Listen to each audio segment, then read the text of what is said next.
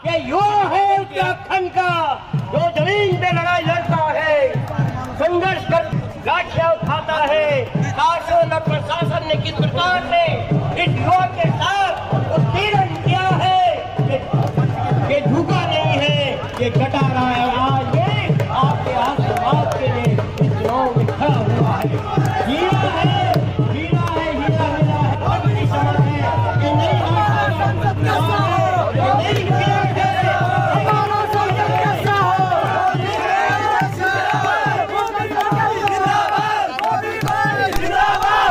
पर आए और अपना स्थान ग्रहण करें। की बात करें तो वो उनका सॉल्यूशन सड़कों पर नहीं था। आज राजनीतिक लड़ाई लड़नी पड़ेगी। उस राजनीतिक लड़ाई लड़ने के लिए हम मैदान में हैं। आज उन सत्ता दलों के विपक्ष में विरोध में हम खड़े हुए हैं। जिन लोगों ने एक राजनीतिक लड़ाई है, जिस लड़ाई को सड़कों पर लड़ रहे थे, कहीं ना कहीं जब हमें लगा, हमारे साथियों को लगा कि सड़कों पर लड़कर इस लड़ाई को नहीं जीता जा सकता है, इसके लिए राजनीतिक लड़ाई करनी पड़ेगी। तो लोकतंत्र के इस महापर्व में हम लोगों ने भी उन राजनीतिक दलों के सामने खड़े होने की हिम्मत जुटाई है।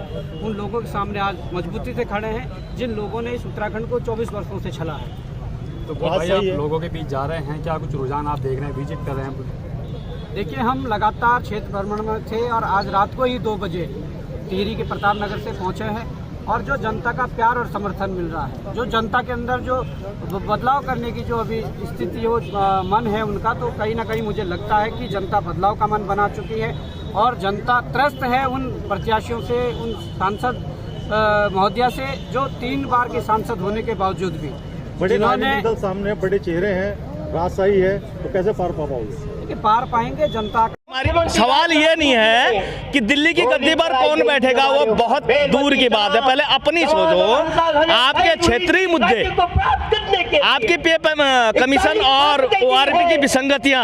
आज कितने पूर्व सैनिक पहुंचे हैं यहाँ पर? जी, पूर्व सैनिक कम से कम आप देख ही रहे होंगे 50 करीब तो पूर्व सैनिक यहाँ पर हैं जो दूर दराज इस इलाकों से आए हैं और लगातार कुमार के साथ जो है विजिट कर रहे हैं, जगह जगह जा रहे हैं, आप लोग भी उनके साथ हैं। जी, हमें उम्मीद है कि हमारा मानना यह है कि लोकतंत्र में जब गरीबों का, पिछड़ों का, आदिवासियों का नेता उनकी मांग रहता है, उसी प्रकार पॉलिसियां बनती हैं। तो जब हमारा कुछ हमारे विसंगतियों या जनता के आवाज, जन मुद्दे उठाने वाला संसद तक जाएगा, तो जो भी सरकार में रहे उसके अनुसार वो पॉलिसी जरूर बनाएगा। और ये युवा धरातल से जुड़ा हुआ स्थानीय मांग, उत्तराखंड की विभिन्न मांगों के साथ साथ सैनिकों की उचित मांग जरूर संसद तक ले जाएंगे। इस उम्मीद के साथ हम सभी पूर्व सैनिक का समर्थन करते हैं। जैसे कि जनता का रुझान आप किस ओर देखें? जनता का रुझान मैं आपको स्पष्ट बता देता हूँ, ब्रांडेड जनता यहाँ भी नहीं है। ये सब गरीब के बच्चे हैं, किसानों के बच्चे हैं या पूर्व सैनिक हैं। लोगों के नेता भी ब्रांडेड हैं जो दिल्ली से आते हैं, जिनका सॉफ्टवेयर वहीं से फिट होता है। स्थानीय मुद्दे वो क्यों उठाएं? स्थानीय मुद्दे और जमीर से जुड़े लोग ही यहाँ पर हैं और ये आंदोलन बढ़ता रहना चाहिए। भारत सरकार में, लोकतंत्र में एक स्पष्ट जनादेश जाना चाहिए कि अपना योग्य प्रतिनिधि चुनने के लिए दल का प्लेटफॉर्म होना जरूरी नहीं है।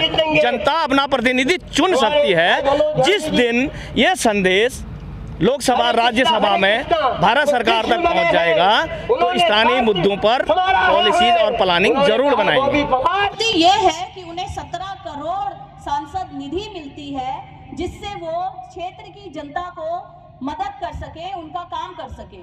लेकिन आप जानते हैं उनमें से वो सिर्फ 5 करोड़ पैसा खर्च कर पाई हैं, और वो भी आप जानते हैं कि किस चीज में किया होगा।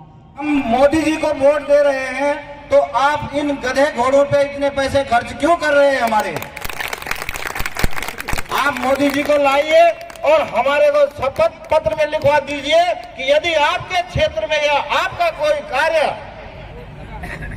अपूर्ण है, आपके क्षेत्र का विकास कहीं बाधित है, आप मेरे पास आइए, मैं आपका कार्य करूंगा।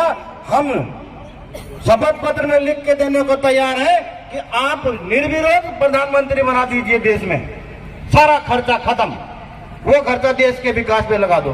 क्यों? मैं पूर्व सैनिकों के एस्पेक्ट से कहना चाहता हूं कि माननीय जो अभी सांसद यहाँ की, उनके पास भी हम लोग अपना ORP पे कमीशन विसंगतियों का मांग पत्र लेके गए थे, लेकिन वो हमें मिली ही नहीं।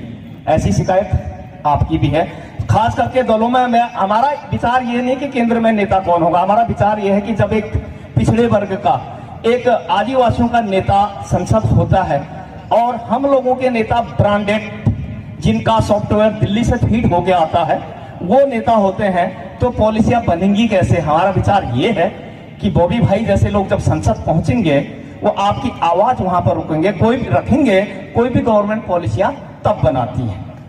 और यकीन माने गरीब जनता की आवाज, गरीब जनता का या निचला तबका कहिए, जिनका सुनने वाला, जिसकी लाठी उसकी भैंस, एक उदाहरण कहते हैं ना, ही सेना के निचले वर्ग होते हैं, और सुना उनको भी नहीं जाता, बात एक ही है। और सैनिकों का मानना यह था कि 1 साल से जब हमने विरोध कर लिया तो अब हमें लोकतंत्र का आखिरी विरोध होता है चुनाव, वोट, अपना नेता चुनना। तो उसके लिए हमें एक ऐसे व्यक्तियों की तलाश हो जो इस आवाज को संसद के दोनों सदनों तक पहुंचा सके। उसके लिए जब सबसे पहले तो नागरिक यहाँ के हैं, ये हमारी माता है, इस धरती से जुड़े हैं और इसके लिए देश सेवा की है, तो जो अपने जमीन से जुड़े नेता, इसके जमीर से जुड़े आवाजों को उठाते हैं, ऐसे नेता की हमें भी तलाश थी। और उत्तराखंड में गौरव सेनानी और या फिर पूर्व सैनिक जितने भी संगठन हैं, सबका मानना यह था या तो 5 सीटों पर अपने निर्दलीय उम्मीदवार उतारो या उनका समर्थन करो, ताकि ये आवाज भारत सरकार तक जाए कि हमारे साथ जो विसंगतियां हुई तो क्यों, क्योंकि बाकी चीजें वो कह लेंगे। आपको छोटे शॉर्ट में कहता हूं, 2016 की परिभाषा देखिए पे कमीशन की, कि सैनिक 8 पास होता है। आप 8 पास अपना किसी बच्चे को भर्ती करके दिखा दीजिए। वो चाहे देहरादून की सड़कों से लेकर दिल्ली की सड़कों तक हो, आप लंबे समय से आंदोलनरत है। आप लोगों ने कहा कि हमारी जो लंबे समय से चली आ रही मांग है, 1 रैंक 1 पेंशन की जो मांग है, उस मांग को सरकार मान लीजिए। उसके लिए आपने मुख्यमंत्री से समय लिया, उसके लिए आपने वर्तमान भाजपा प्रत्याशी, सांसद प्रत्याशी रानी जी से समय लिया, तो मुझे लगा कहीं ना कहीं आपको वहां से भी निराशा हाथ लगी। मैं आप सभी, मेरे तो अभिभावक ही सभी हैं, आप सभी पूर्व सैनिक, गौरव सेनानी संगठन के जितने भी लोग हैं, आप तो हमारे अभिभावक हैं, पर मैं आप लोगों को यह विश्वास दिलाना चाहता हूं कि आपकी इस लड़ाई में, हम आपके इस लड़ाई में आप लोगों के संघर्ष के साथ खड़े हैं। आप लोगों के साथ मिलकर वो संघर्ष चाहे सड़कों पर करना हो या आप लोग मजबूती करके अगर संसद तक भेजते हैं या संसद के अंदर संघर्ष करने की बात हो, कोई कमी, कोई कसर नहीं छोड़ी जाएगी। आज बड़ा दुख होता है कि जब जब वोट बैंक लेना होता है तब तब सेना की बात की जाती है, तब तब सैनिकों का प्रयोग किया जाता है। पर आज इन सैनिकों से पूछिए जिन्होंने अपने जीवन का स्वर्णिम काल इस देश की सरहदों पर बिता दिया, और आज वही लोग सड़कों पर संघर्ष कर रहे हैं अपनी मांगों को लेकर, सड़कों पर संघर्ष कर रहे हैं अपने अस्मिता को लेकर। पर मैं विश्वास जरूर दिलाना चाहता हूं कि आप लोगों के साथ, हम इस मुद्दे के साथ हैं। हमें अगर सड़कों पर संघर्ष करना पड़ेगा, हम सड़कों पर संघर्ष करेंगे, और ईश्वर ने मौका दिया तो जरूर संसद के भीतर बड़ी मुखरता के साथ इस मुद्दे को उठाया जाएगा। और आप सभी का मैं धन्यवाद भी करना चाहता हूं कि आप लंबे समय से पूरे क्षेत्र में, वो चाहे फैजपुर विधानसभा हो, चाहे कैंट विधानसभा हो, मसूरी विधानसभा हो, रायपुर विधानसभा हो, विकासनगर विधानसभा हो या अन्य विधानसभा हो, आप लोगों के साथ जो सक्रिय लोग हैं सभी अपने क्षेत्र पर, अपने अपने बूथों पर लगे हुए हैं। मैं कहना चाहता हूं कि सेना पे नाम पे वोट मांगने वाली सरकार, हमारे उन युवाओं का, मैं समझ सकता हूं कि एक जो फौजी का दिल होता है उसका दिल हमेशा फौजी की तरह रहता है, वो गलत को गलत और सही को सही बोलने की हिम्मत रखता है। सबसे बड़ी बात फौजियों के अंदर ये होती है। और मुझे ये भी पता है कि 90% फौजी यही चाहते हैं कि मेरा बेटा भी फौजी बने और इस देश की रक्षा करे, इस देश की सरहदों पर जाकर इस देश की रक्षा करे। पर आज जिस प्रकार से हमारी सरकारों ने इस प्रदेश के अंदर, जो सैनिक बहुल्य प्रदेश है, जिस प्रदेश के अंदर हर एक परिवार से कहा जाता है कि एक फौजी और एक शिक्षक होता है, उस प्रदेश के अंदर जिस प्रकार से हमारी सरकार ने अग्निवीर योजना लाकर हमारे युवाओं के सपने को चकनाचूर किया है। मैं उन युवाओं से ये कहना चाहता हूं, उन युवाओं के अभिभावकों से कहना चाहता हूं कि उस अग्निवीर योजना के विरुद्ध में आज आप लोगों के पास समय है कि आप आकर वोट की चोट करें। आज मैं कहना चाहता हूं कि कई सरकारी कर्मचारी होंगे और यहां पर बैठे हमारे चुनाव आयोग से भी जो टीमें साथ लगी है, उन लोगों से भी मैं कहना चाहता हूं कि आप निरंतर हमारे साथ बने हुए हैं और डेली बने हुए हैं। आप लोग कर्मचारी हो, आप लोगों ने जिस उद्देश्य के साथ सरकारी नौकरी के लिए तैयारी की थी, जब आप लोगों ने दिन देखा ना रात देखी, जब आप लोगों ने 12-12 घंटे और 16-16 घंटे जब पढ़ाई की, तो इस उद्देश्य के साथ आप लोगों ने तैयारी की, पढ़ाई की थी कि कहीं ना कहीं अगर मैं सरकारी नौकरी लग जाता हूं तो मेरा जीवन सुरक्षित हो जाएगा और रिटायरमेंट के बाद जब घर आऊंगा तो बुढ़ापे का सारा वो पेंशन लेकर आऊंगा जिससे मैं और मेरा परिवार पल जाएगा।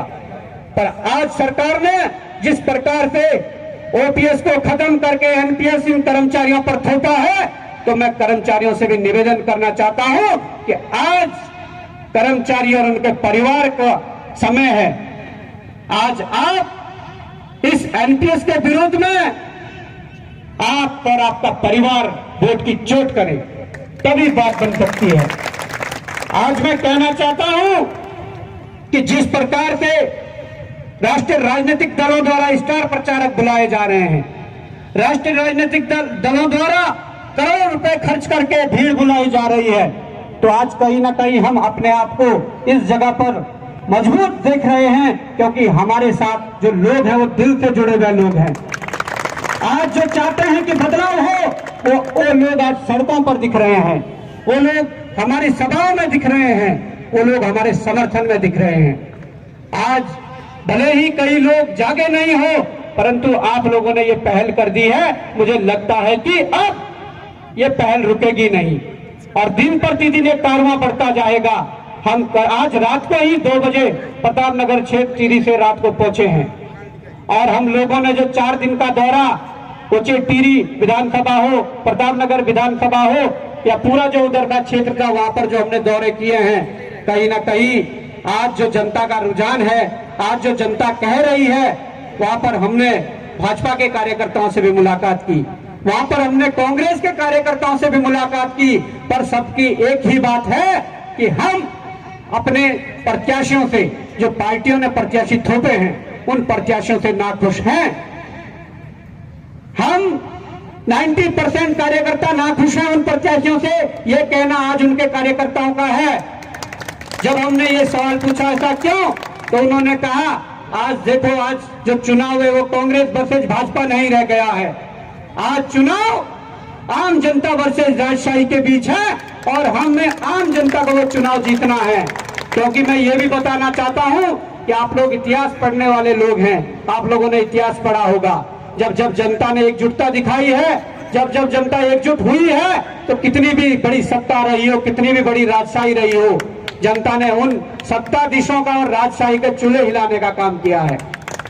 आज उन राष्ट्रीय दलों के पास कई दिनों से उनके चुनाव सिंबल थे, पर हमें चुनाव सिंबल देरी से मिला। पर हमारा सौभाग्य है कि हम लोगों को जो चुनाव सिंबल मिला वो एक हीरे के रूप में मिला है। अब मैं आप लोगों को कहना चाहूंगा कि इस हीरे को कैसे चमकाना है, ये आप लोगों के हाथ में है।